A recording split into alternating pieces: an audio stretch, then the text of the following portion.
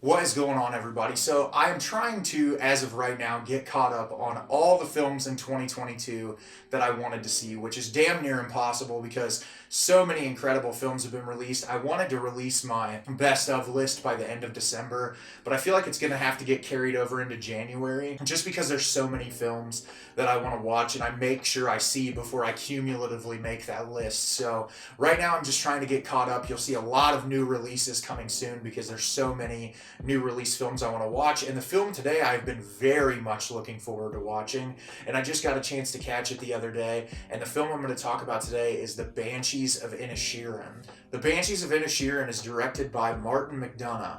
Two lifelong friends find themselves at an impasse when one abruptly ends their relationship with alarming consequences for both of them. So I just want to start off by saying this is one of the best films I watched the entire year. And I had no idea what it was about when I went into it. And this film really took me by surprise because it's very thought provoking, it's very bleak, and it's incredibly well acted and well directed. So, the baseline premise of this film is Colin Farrell is this man living in the 1920s in Ireland, and he lives in this town with his sister. And the two of them live together. He is friends with Brendan Gleeson, and he goes to see Brendan Gleeson, and Brendan Gleeson's character is like ignoring him, not speaking to him, and he's constantly talking to his sister and these other people about how close of friends that they are.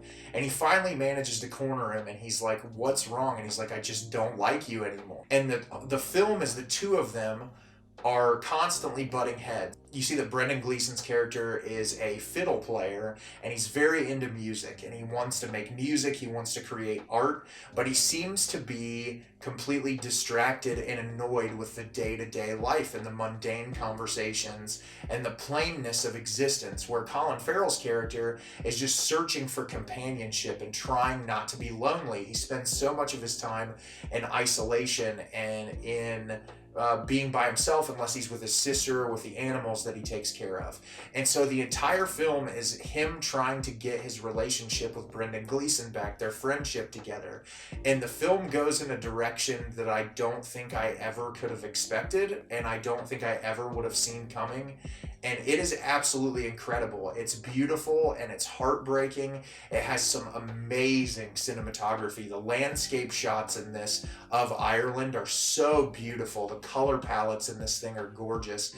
And like I said, the best part of this film is the thought-provoking questions that are asked, like about you look at artistry as a whole and like people who want to pursue art as a career and how difficult that can be with the day-to-day distractions of life, because so many artists, if they had the opportunity, would drop everything to literally spend 100% of their time pursuing their art, creating art, doing things that matter so that they can either leave a legacy or do something that they feel passionate about. And some people will take that to the extremes of cutting off every relationship that they have, while you also have people on the other end of the spectrum, like Colin Farrell's character, who feel very isolated and lonely and like they're loners on this planet, and they just want some kind of connection and to feel some sort of connection with another human being.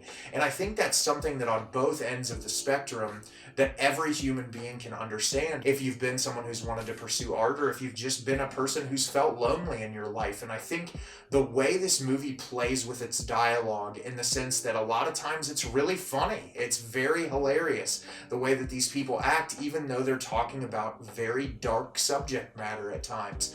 And it takes a very specific type of director to do that. And I know Martin McDonagh has made films like Seven Psychopaths and Three Billboards Outside Ebbing, Missouri, In Bruges. I've never seen any of those films, believe it or not. I know it's heresy, but this movie made me want to watch his entire catalog because there was such a unique way that this film played out. And I feel like there's so many directors I love have specific hallmarks to what make them great filmmakers. And what was so interesting about Martin McDonagh is the way that he writes dialogue, or the way that the dialogue is filmed, and the way he directs these characters to deliver dialogue. Sometimes it feels a little unnatural, which I like. I like that all these characters feel really quirky and strange, and they all have these personalities that I feel like I just want to flesh out more and understand more about these characters. characters, which is so awesome when you have such a simplistic premise that has so many complex ideals underneath the simplistic premise, because at its core, this movie doesn't have anything crazy going on. It's just the circumstances surrounding this really simplistic plot that make it so absurd. And this was one of my favorite viewing experiences of the year. I have a feeling that this is going to be the most difficult best of the year list I've ever made, because this has been an incredible year for cinema. There has been so many amazing films released this year, so many incredibly unique pieces of cinema that I feel like all stand up on their own, and the Banshees of Inisherin is definitely one of them. One of the most incredible experiences I've had all year, with two of the best performances I've seen the entire year, and I highly recommend that if you get to check out a film before the year's over, watch the Banshees of Inisherin, because you will not be disappointed. So have you seen the Banshees of Inisherin? Did you love it? Did you hate it? Leave me a comment down below and let me know what you thought. I thought this movie was absolutely beautiful. It's heartbreaking. It's everything I could want in a movie. As always, if you can like the video and subscribe to the channel, it helps me out a lot and lets me know the type of content you're looking for. I'm always putting out new material and look forward to getting more out for you in the near future. And as always, everyone, thank you so much for watching, and have a great rest of your day.